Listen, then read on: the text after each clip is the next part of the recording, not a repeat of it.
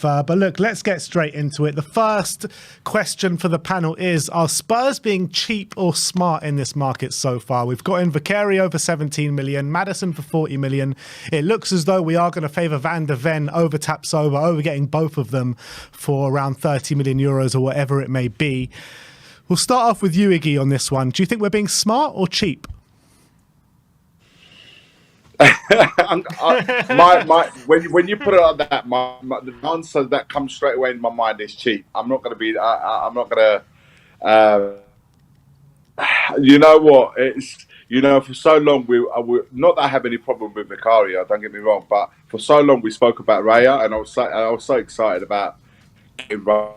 Then Vicario's actually for 17, 18 million. Listen, it can absolutely turn out to be a master stroke, but it's proven in the Premier League, so it's going to be one of them ones. So that's why when you look at the defence, you want it to be more. You want to go for somebody that you can more established, so someone who's got some sort of level of Premier League experience. Because that, to me, last season with 60 plus goals conceded, was absolutely one area that I felt certainly that we still have to attack in the market and really sort that out. Because if we're going to be playing like what's been spoken about, on a front foot with Postecoglou's way of playing, we have to have an absolute, the percentages of getting it right has to be high at the back, because everything's going to be based from that. If we're going to be playing on the front foot, you can't go forward if you're looking behind you thinking what's happening there. So to answer your question, my feeling right now is that we have gone for the cheaper option so far.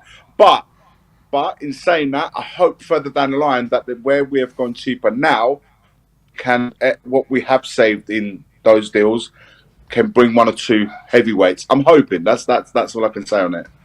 Iggy, just before we move on, I wanted to get your opinion on Vicario, because you're a fan of Serie A, and when we were linked with him, and now obviously we signed him. Did you know him beforehand? And did you listen, know him as one of the better keepers in Serie A? Yeah, he is. I think if Donnarumma wasn't Donnarumma, I think he'd be.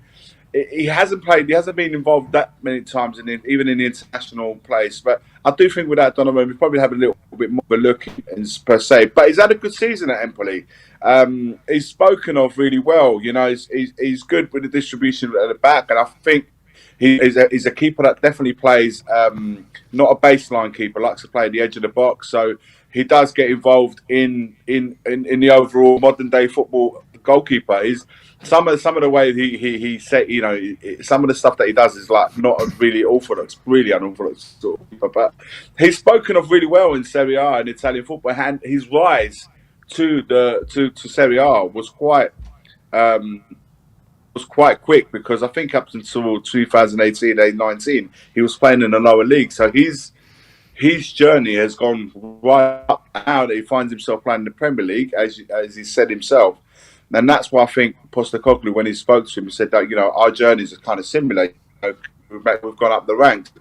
I'm hoping this will kick on and make him a real established goalkeeper. But guys, I'll be honest with you, I am a little bit worried, only because it can go one way or the other. And that's when I say about the percentages. That is the only thing. But listen, he's spoken of really well in Italy, and I hope he does succeed. We need him to succeed this season at Spurs.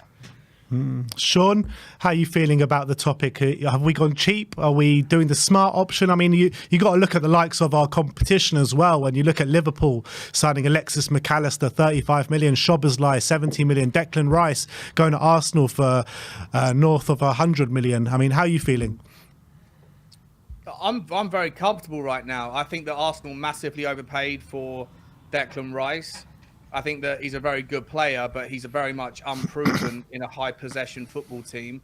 And for £100 million, £105 million, you have to be absolutely certain this guy's going to hit the ground running. I think Arsenal are going to find it very difficult to be able to improve on their midfield three from last year.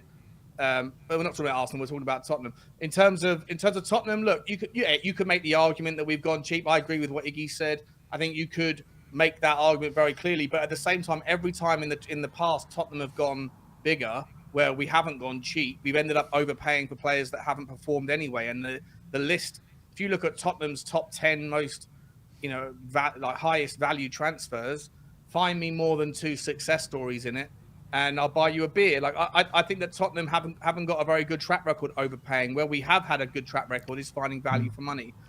Listen, I'll lean to Iggy's expertise on Vicario. I've done as much research as I can. Who knows what this guy could be excellent, or he might end up not being great. I don't know. But in terms of Maddison, look, you look for value for money. Is it cheap, or is it a great bit of business to get a player for a net 30 million quid? You do a double deal. You get rid of a player that no one, I don't think any Tottenham fan was expecting us to get 10 million quid for Harry Winks. Yeah. And to get James Maddison for 40, when you compare James Maddison to the likes of, I don't know, to Declan Rice and the valuations that are happening there, or even Mason Mount. They're all different players, but they all somewhat, should be considered. They've all got the English tax. They've all got their own kind of relative valuations. And I think of those three, that you can make the argument very easily that Tottenham have got the best value for money transfer there. So I'm not going to say it's shrewd. I'm not going to say it's cheap. I'm going to say right now it looks like value for money on paper. The same with Manor Solomon. I know that deal's not yet done, but I think it all depends on how Tottenham use the savings that we're not spending on players we could be going for, if we go and get the most important area of the pitch fixed this summer, and that is of course the centre back area. So if we go and we bought these players in on relatively low sums, relative to what else you could have done, if we then don't go and get the business done in the centre-back spot, then of course we're all going to surmise this window as a cheap, typical Levy thing. But if we save that money and then go big and get ideally Tapsoba and Van der Ven, or at least one of the two, and then Tosin or somebody else, then I think we can all reflect on it being not cheap or shrewd, but just great value for money. Yeah, I think what I will say, sorry, in addition to that is, you're right. It's early on. I mean, at the moment we're just going on first sensations. That's all we can say. The Maddison deal was absolutely a good deal. There's no two ways about it. The fact that you're able to get rid of Winks and get him at 30 million, it's absolutely on its own. It's a brilliant bit of business, no doubt about it. But what I'm trying to say, like with the players that we've got in Vicario, Maddison, and even Solomon, if comes through, I'm sure he will. It's for me, those are, even Maddison, the sort of signings that I'd expect Spurs to make, personally speaking. I wrote a tweet today saying, the last time I've gone wow when we've made a signing was Van der Vaart. That's the last time I've said wow. Could we get that over the line? I just, as a fan, all I want to say is, I want to feel that again. I'm not saying we have to have 10 signings, everyone to be wow, but every now and again, just throw us one where we can go, wow, how do we get this over the line? And this guy's going to make an absolute impact in our team. If however, we go and get Tapsoba and Van der Ven, you're like, okay, now we really have not only addressed an area that we was weak in last season, but we've actually really improved in an area that we've also needed. At the same time, trying to get rid of a few of the dead wood that we've got in our club. If we can do that, I can say, do you know what? We're on the right path here. We're on the right. I can work this. I can actually work with this, and that's all as a fan I can ask for. But surely everything's not going to be done in one window. I know that ingoings and outgoings, absolutely. But if we can start cementing that, we've addressed the creative midfield area, bringing Maddison. Now we're trying to, the goalkeeper thing's done. Now we're going to concentrate on the defensive part. Okay, let's get those players in. So come the 18th against West Ham, we've got the group together and we can begin that journey with the new players. Because I think new faces absolutely bring a different vibe to the players. It gives you energy, it gives you focus, it gives you hunger. You say, you know what, we're starting something here, but you've got to do that at the same time by getting rid of players, unwanted players, or players that are not needed, or players that do not want to be part of this next part of the journey with Tottenham. Sean, how would you feel, like, given the fact that we went a bit cheaper in the keeper in Vicario as opposed to Raya, we've signed Solomon on a free transfer. If Tottenham then turn around and say, which looks like it by all the reports are saying, that we're only looking at one of Tapsoba and Van der Ven, I'm not sure if it's because of funds or maybe we're only looking at one profile. But let's say if we say they're only going to go for one of them because they feel like they can't afford, they don't want to spend, say, 80 million on two centre backs or something.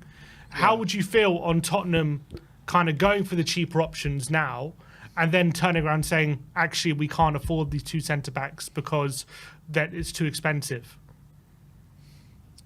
Yeah, I mean, again, I don't see it as cheap. I don't see it as cheap. I think it's too early to tell. Once again, I agree with Iggy. Everything depends on what happens with the centre-backs and then what happens with the outgoings. There's so much of the story left to tell. I think you can only reflect on the window after it's happened. Even though I really, really hate the conversation of was the manager backed. I've never been a fan of it because I've always found that it's a conversation that only happens when the team struggles. If the team does well, the conversation never comes up.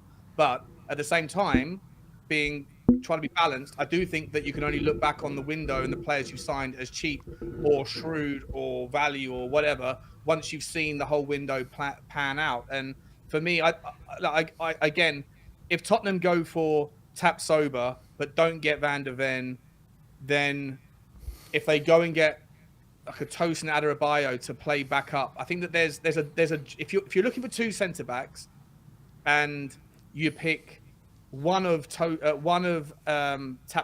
and Van de Ven, and the other one is another very good player like a Tosin to back up to Romero, then I think you could still look at it and go, all right, it's not perfect, but it's a massive improvement. If you end up with a scenario where you get Van de Ven and Longley, who appear to be the cheaper of all the options, or the least costly of all the options, then I think, given all the other things that have been going on, at the end of the window, you might look back and say, what's going on here? You know, like once again, it's a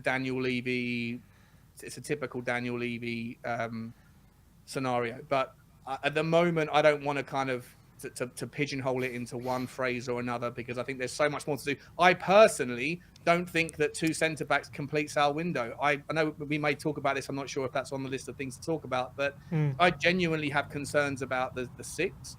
I also have concerns about the fullbacks. So, you know, and again, to Iggy's point, you can't do it all in one window. So there's lots of things that I think could still shake out. If we go for a Van de Ven and a Tosin, does that mean we saving a little bit of money there because we also are going to try and get a six to give competition for Bissouma whilst Bentancur's not fully fit? We don't know how the window pans out yet, so I think it's too early to really give it any particular pigeonholed adjective. I think from my opinion, the way you look at things, the way we've conducted ourselves in the transfer market so far, it does seem like we are going for cheaper options than actually maybe going for our first options. I think the goalkeeping situation's a clear indicator of that. Manor Solomon on a free transfer as well, when there potentially could have been better options where we could have spent money on. But again, I think you're completely right in what you're saying. I think a lot can change from now until the end of the transfer window. So it's very hard to judge it at this stage of a transfer window, isn't it? I mean, we're still in very early stages of July. But if we do, I can't see a situation where we do go out and get Tapsoba and Van de Ven. And for me, that will be a massive shooting ourselves in the foot a little bit, because I think both of them have spaces in the squad. Tapsoba can fill in both centre-back roles. Van de Ven can fill in the left-back and the left centre-back role. And I think they both are perfect for what we want. And if we don't push the button on both of them, realistically, we're probably going to miss out on one of them if we're aiming to go for them next summer or in January or something like that. So on the face of things, I do feel like we're going for the cheaper options. But on the flip side of that, it's more smarter than maybe what we have done in previous windows. I don't know how you feel about it, Sim. I think, obviously, I do think that in terms of who we're going for, I do think a lot of it is like data driven. That's what we heard from the club, that we were going to go for a much more data approach at the end of last season. And I think Vicario, in terms of what his metrics lined up, I do think that is a consequence of that. And I do think Solomon, in terms of what he wants as a winger potentially, I do think has also fairly data-driven in terms of his dribbling abilities there. He's quite a young winger as well. Maddison, obviously everyone knows James Maddison, so I'm not unhappy with that deal. But what frustrates me a bit is when we're kind of... Raya was there for 40 million. Maybe there could have been some negotiation later in the window, but clearly we didn't want to wait. So we went for our second choice option, who was half the price, which I think Raya, I do think we wanted Raya, even from a data point of view. I think we wanted Raya before we wanted Vicario. I think the data lined up and the Premier League experience, but we went for the cheaper option, which whatever. I wasn't too happy about, but it's fine. I can get on board because Vicario was good. Maddison, I was very happy with, but when it came to Solomon, all of a sudden we're signing him on a free transfer. I don't believe if this wasn't a free transfer, we would have done this deal. I don't think we would have signed him. So that does kind of bring up a few red flags, in my opinion, when it comes to how we're approaching the window. And then on top of all that, we're saving money on the goalkeeper. Yes, we spent a bit on Maddison, but 30 million in this market isn't like giant amount. And then we signing Solomon a free. And then now we're hearing we can only go for one of Tapsoba or Van de Ven. And then I'm thinking, why? What is the reason we can only go? Obviously, maybe late in the window, I might be proven wrong, or all the reports might be wrong, and we might sign both. But at the moment, if it is true that we're only signing one of them, let's take it at the moment that it is true. I don't understand the reason why, if we're saving all this money, where we had all apparently last summer, we were told we're going to go big on a left centre back this year, and there's going to be a lot more money available this year for a centre back because we didn't sign one last summer.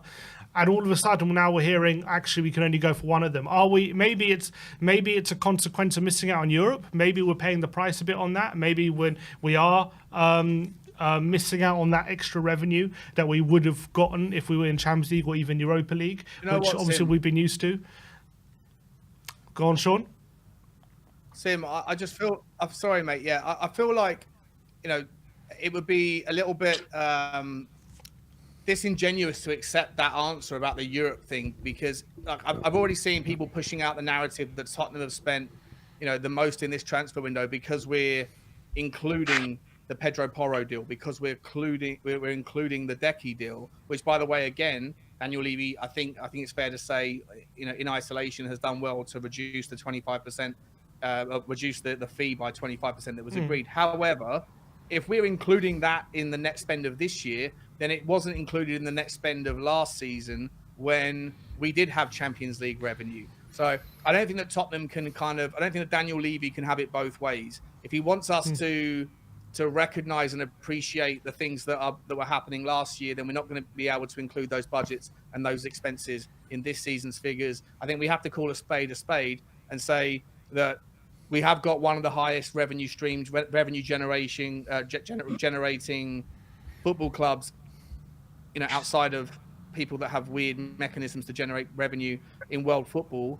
And thus far, if you exclude, and you should exclude Porro and Kulusevski, then we're at about £40 million spent, aren't we? £45 million spent. Yeah. And you would hope, and not only that, you would hope to. Obviously, we've got 10 million for Winks. We hope to get money for Sanchez. We hope to get money for Lo Celso. There's probably a few other players as well. One or two other players we could get some money back for. I'm not talking serious money, but you're probably talking like you could get 30 million between 30 and 40 million back from sales as well this window. So to add on top of that, so I don't see, and you see like Arsenal, spending. I understand they overspent on Rice, but when we're in the Champions League, we would never have spent 100 million on any player. But look what Arsenal were doing 2 years ago when they had no Europe at all. They signed Pepe for 70 million. But not even after that.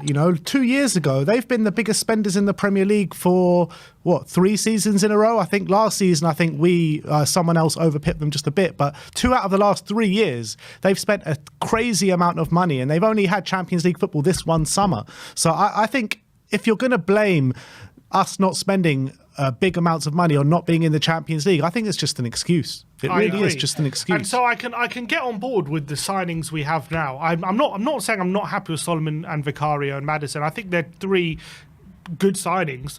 But if we're going to kind of go for cheaper options now and still say, we can only go for one of Tapsoba and Van de Ven, but that would be hugely frustrating for me, and I think that that should represent a frustration with the fan base, because we know that the defence has needed major surgery for a very long time. The solution is pretty much staring us in the face. There are two players who are young, Get them both. high quality, who would really help sort out the defence, Get them and good both, rotation man. options. 100%. They're versatile players as well. It's literally there for us, and we're saying that we can only go for one because we don't want to spend that amount of money twice. Basically, that would be hugely frustrating. And so obviously, I don't want to judge it right now. But if what we are hearing is true, and we're only going to go for one of them, that for me isn't good enough. That's not, and that's not good enough from the hierarchy. If that's and true. also, you look at it as well, like in the Maddison signing. I know we got a great deal on Maddison, and no one can criticise that one. But